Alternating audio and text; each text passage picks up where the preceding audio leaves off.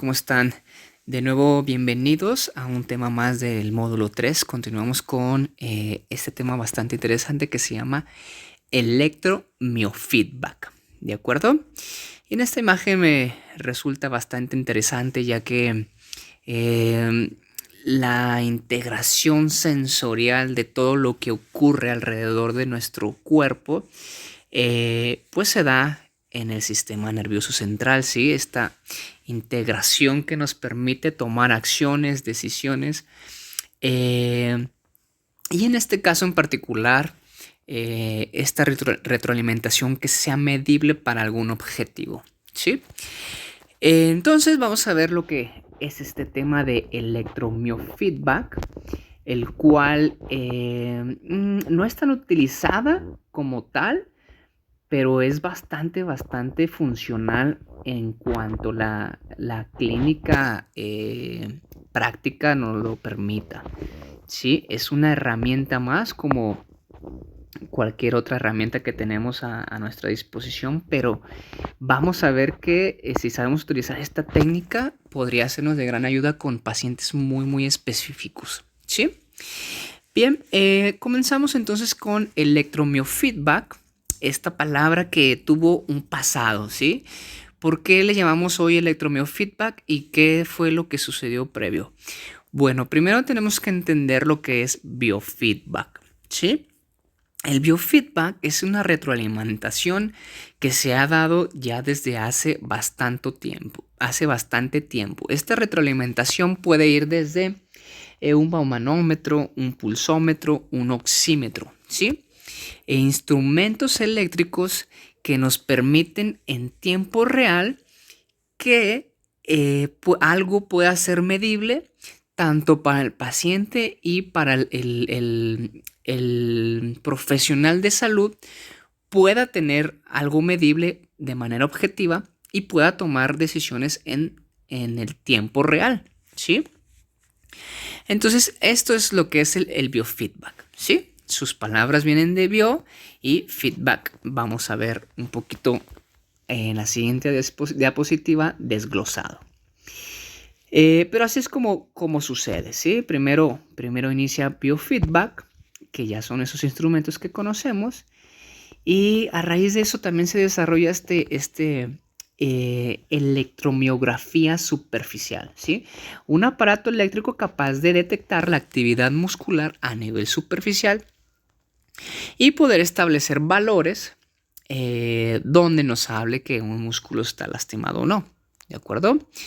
Se utilizaba, bueno, ese fue el principio de la electromiografía tal como la conocemos. Después ya vieron que en la lectura pues está la electromiografía actual, la cual es invasiva por medios de agujas, no muy cómoda, no muy tolerable por las personas. Entonces, aquí es en esos casos específicos donde podemos retroceder un poco y regresarnos a lo que era la electromiografía superficial, ¿sí? Que también es muy objetiva, tiene buenos valores y nos da una medición en tiempo real sobre lo que está pasando en el sistema nervioso y en el sistema muscular. Entonces, es una gran herramienta sin llegar a ser invasiva. Bien. Y entonces después, ¿qué creen? Se utilizó el biofeedback y la tecnología de la electromiografía superficial para crear esta técnica que se le llama electromiofeedback. ¿De acuerdo? La explicamos más adelante. Bien, volviendo a los orígenes de lo que es el biofeedback, se desglosa en dos partes, bio y feedback. Bio de la biología, de lo que somos nosotros, y el feedback, que es realmente, si lo traducimos, es una retroalimentación. Entonces esta palabra en conjunto la podemos utilizar como una retroalimentación biológica, ¿sí? Una retroalimentación biológica, ¿qué sería? Bueno, el tacto, que constantemente nos está diciendo lo que sentimos, cómo lo sentimos y en base a eso podemos tomar decisiones, ¿sí? De manera auditiva también nos estamos retroalimentando constantemente, mandando aferencias sobre lo que escuchamos en nuestro entorno y poder tomar decisiones. La vista, uno de los más importantes, nos permite cruzar un puente, por ejemplo, sin que nos caigamos, ¿sí? Constantemente nos está retroalimentando por dónde vamos, dónde van nuestros pasos y por lo tanto tomar decisiones en base a ello, ¿sí? Todo esto es una retroalimentación, es un biofeedback. Pero si lo ponemos a conceptos más médicos, vamos a poder también pensar en un pulsómetro, ¿sí? Una retroalimentación de manera en tiempo real que nos habla de cómo está latiendo nuestro corazón. Y en base a eso podemos tomar decisiones, en el caso de la fisioterapia, tomar decisiones para entrenamientos, ¿sí? No sobrepasar ciertas pulsaciones en un paciente adulto o someter al paciente a pulsaciones elevadas en un atleta deportivo, ¿sí? Entonces, todo esto podría hablar de lo que es el biofeedback, ¿sí? Esta información, esas aferencias que las integramos a nivel cortical y podemos tomar decisiones en base a la información que tenemos, ¿de acuerdo? Esto es lo que era el biofeedback, o es más bien, perdón. Y después ya conocemos lo que es la electromiografía de superficie o electromiografía superficial. Ya lo conocemos lo que es el biofeedback, lo unimos y tenemos el electromiofeedback. ¿De acuerdo? Bien. ¿Qué es el electromiofeedback? Bien, la electromiofeedback es esta técnica en donde vamos a tener un aparato con ciertas características, pero en general todas señalan de manera visual y auditiva un valor específico. Regularmente se mide en voltaje, ¿sí? Ese microvoltaje que va a emitir ese músculo a nivel superficial. En este caso se están midiendo los gastrocnemios, ¿sí? Y quizá el glúteo mayor o el glúteo medio en la parte de arriba. Lo que aquí estamos viendo en el aparato es cómo traduce esa información, esa energía eléctrica que provoca una contracción muscular a nivel superficial. Tiene sus electrodos y esos electrodos recogen esa información y llegan al aparato de electromiofeedback para que podamos ver en tiempo real el valor, ¿sí? El valor de ese músculo, la actividad de ese músculo, que nos puede servir de gran ayuda. Vamos a ver en la siguiente diapositiva qué valor tiene esa información, ¿sí? Bien, entonces electromiofeedback, bueno, pues porque estamos utilizando una corriente eléctrica o un dispositivo eléctrico para hacer esto medible. Mio, porque es una retroalimentación muscular totalmente y también del sistema nervioso, ¿sí? Pero por eso le vamos a llamar miofeedback. Ya se incluye el sistema nervioso en esta palabra, por así decirlo. ¿Y qué vamos a ver? Bueno, esta técnica de fisioterapia no invasiva. A comparación de una electromiografía actual, pues hablamos de que esto no es invasivo. Entonces, además nos permite incluso hacer movimiento más real sin llegar a causar dolor o incomodidad en el paciente, ¿sí? En una electromiografía en una electromiografía normal sí nos piden que hagamos movimientos, pero es muy controlado, ¿sí? No es como que nos permite incluso hacer una sentadilla, un desplante, movimientos, brincos altos al mismo tiempo que lo estamos midiendo, ¿sí? Entonces, esta es la gran ventaja, no es invasiva, es muy sencilla de utilizar, ¿sí? Muy sencilla, solamente se requiere la anatomía del músculo y identificar estos aparatos regularmente traen un canal con 2 electrodos o con 3 electrodos, ¿sí? Lo vamos a ver más adelante. Es muy cómoda y bastante funcional. Nos va a servir esta técnica para 3 opciones principales, como un método diagnóstico, para intervenir y para ver la evolución del paciente, ¿sí? Y vamos a ver que depende de las características del electromiofeedback que adquiramos. Vamos a tener cada canal entre 2 y 3 electrodos en el músculo. ¿Sale? Bien. ¿Cómo vamos a utilizar este electromiofeedback? Vamos a utilizarlo en lesiones neurogénicas, de origen neurológico. Un paciente que haya tenido una alteración motora debido a alguna lesión X y que no permita un control, ¿sí?, muscular, ahí lo podemos utilizar, ¿sí? Ese paciente que no identifica alguna parte que esté moviendo, ahí lo vamos a utilizar, ya que el aparato nos va a retroalimentar de manera visual y auditiva si estamos utilizando ese músculo, ese grupo muscular o músculo en específico que le estamos dando como indicación al paciente, ¿sí? Entonces, en este tipo de pacientes nos sirve para evaluar también, comparado un lado con otro, por ejemplo, una hemiplegia. Podemos utilizar esa medición comparado un cuádriceps con el otro y ver si hay diferencia. Obviamente, si es una lesión importante, la va a haber.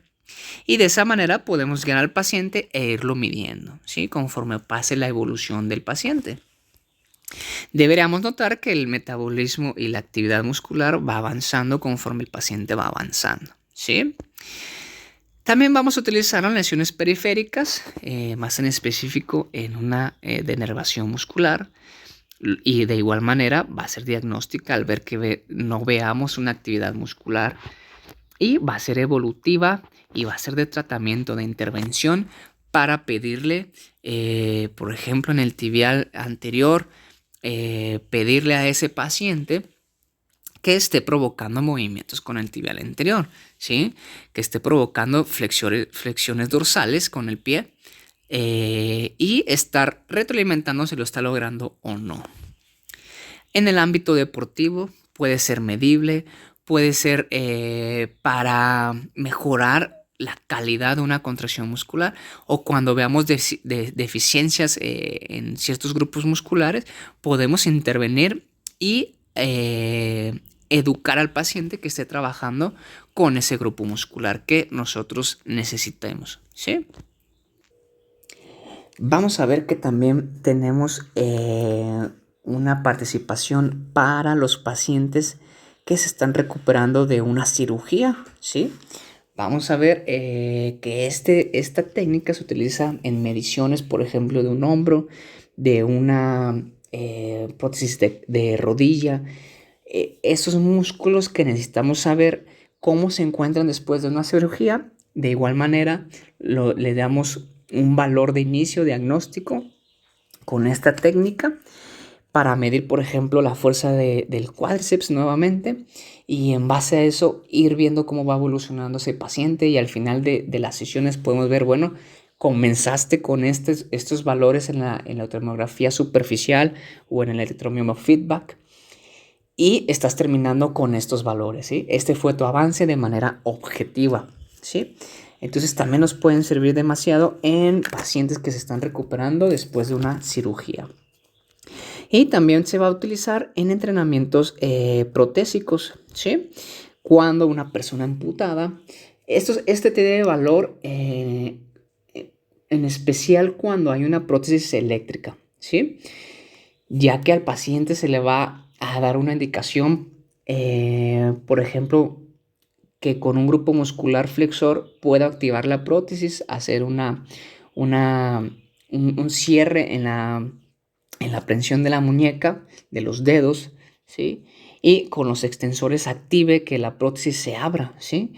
Entonces, podemos hacer ese entrenamiento con personas que están recuperándose después de una amputación, ¿sí? Ya que toda su integración sensorial ha sido eliminada, necesitamos ese miofeedback, esa retroalimentación en tiempo real sobre qué está haciendo la parte de su cuerpo y podemos trabajar ya sea con una prótesis o sin la prótesis y si hay prótesis eléctrica, cómo lo vamos a implementar en ese tipo de pacientes, ¿de acuerdo? Bien, ¿cómo vamos a utilizarlo? Bueno, la metodología siempre va a ser el primer paso inicial va a ser lo diagnóstico, ¿sí? Establecer un valor actual de cómo se encuentra el sistema muscular y nervioso que estamos trabajando, ¿sí? Si es neurológico, ¿dónde lo vamos a utilizar? Si es posquirúrgico, ¿en qué grupo muscular lo vamos a utilizar? Si es deportivo, ¿cómo se encuentra actualmente y qué queremos mejorar? Etcétera. ¿Sí? Vamos a establecerle un valor que regularmente se mide en microvoltios. ¿Sí? Más adelante lo vemos. Y en base a eso, ya que tengo un valor, bueno, ¿qué voy a utilizar? Va a ser una retroalimentación. ¿Sí? ¿Qué tipo de retroalimentación? ¿Positiva o negativa? Positivo o negativo no significa que es algo bueno o malo, sino que una retroalimentación positiva. La retroalimentación positiva nos vamos a referir que el paciente necesitamos que haga esfuerzo, ¿sí? Digamos un ejemplo de la musculatura del cuádriceps, que nos haga una extensión del cuádriceps con de manera activa posible, ¿sí? Esa es una retroalimentación positiva. ¿Cuándo vamos a llamar que es una retroalimentación negativa?